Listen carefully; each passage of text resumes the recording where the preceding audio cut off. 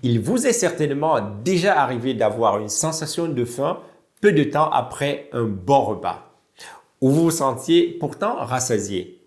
Cette situation peut être frustrante, surtout lorsque vous souhaitez maintenir votre poids idéal. Le piège de ce phénomène se cache dans votre dessert et nous allons découvrir pourquoi maintenant.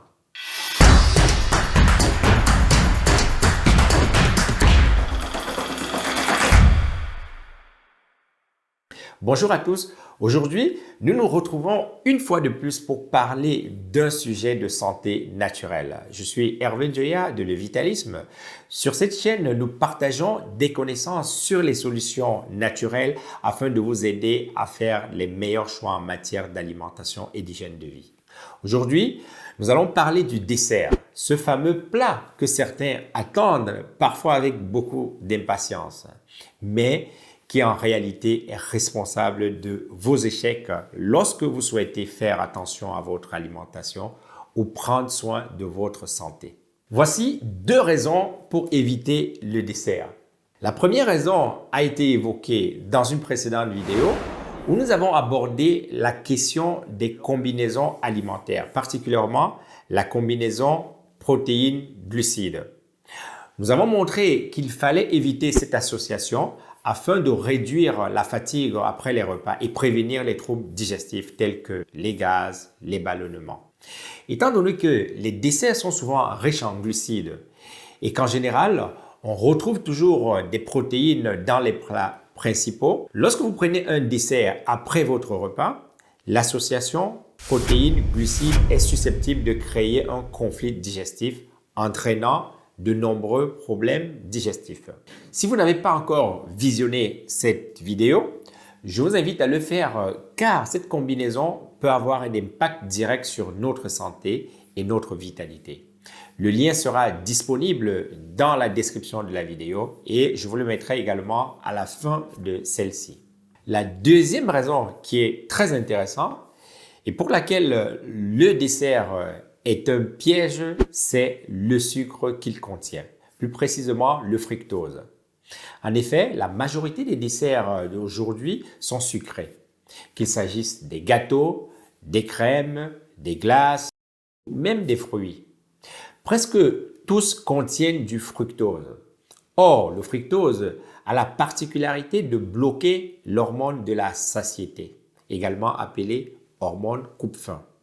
Cette hormone s'appelle la leptine. En effet, au cours du repas, lorsque nos cellules sont pleines, la leptine envoie une information au cerveau pour lui signaler qu'il faut arrêter de s'alimenter. Et nous ressentons la satiété, nous ressentons que nous sommes rassasiés. Lorsque vous consommez ensuite du sucre après le repas, il va bloquer cette hormone et il est normal que vous ne vous sentiez plus rassasié une heure après. Ce n'est pas tout. En plus de bloquer l'hormone de la satiété, le sucre, notamment le fructose, va également activer une autre hormone qui nous pousse à manger. Elle s'appelle la gréline. Vous voyez donc que nous avons là deux actions simultanées du sucre après le repas.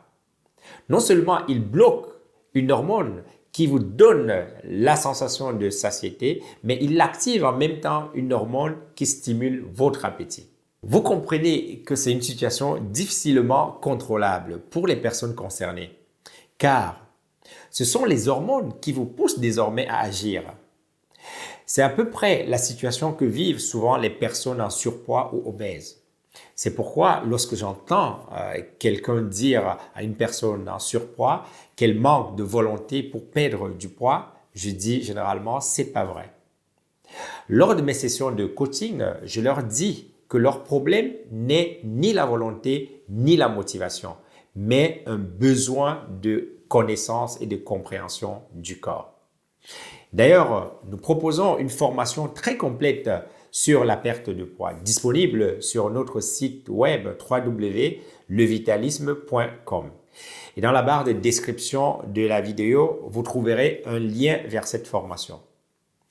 Pour revenir à l'action du sucre contenu dans les desserts, il vous empêche de continuer à vous sentir rassasié après les repas et stimule en même temps votre appétit. Si vous souhaitez éviter cette envie frustrante de vouloir manger à peine 1 heure seulement après votre repas, il est préférable de renoncer au dessert. Faites l'expérience et vous constaterez très rapidement la différence. Je suis conscient que renoncer au dessert peut être socialement inconfortable pour certaines personnes. Par exemple, lors d'un repas de groupe, entre amis ou en famille. Si vous regardez cette vidéo, cela signifie que vous vous intéressez à votre alimentation et à votre santé. Alors, il faut savoir que vous allez découvrir tellement d'incohérences. Vous vous rendrez compte que beaucoup de choses ne sont pas faites correctement. Et pour atteindre votre objectif, il faudra bien intégrer de faire les choses correctement. C'est en cela que la connaissance que nous vous transmettons est indispensable, car lorsque vous comprenez ce que vous faites, vous avez plus de conviction, vous êtes plus déterminé et moins mal à l'aise socialement. Petite précision pour éviter toute confusion. Je ne dis pas qu'il faut déclarer la guerre à tous les desserts, car il en existe certains qui sont sains, comme les fruits par exemple. Il est important de les consommer, mais pas immédiatement après un repas. Il serait préférable de les consommer avant le début des repas, par exemple 45 minutes à 1 heure avant, ou bien 4 heures après les repas. Voilà le piège du dessert dont je voulais vous parler aujourd'hui. Un conseil alimentaire particulièrement utile pour les personnes qui souhaitent perdre du poids ou éviter d'en prendre. Intégrer cela dans vos habitudes sera bénéfique pour votre santé en général. Merci d'avoir suivi cette vidéo. N'hésitez pas à la partager car cette information peut être utile à énormément de personnes autour de vous. Et n'oubliez pas de vous abonner. À très bientôt.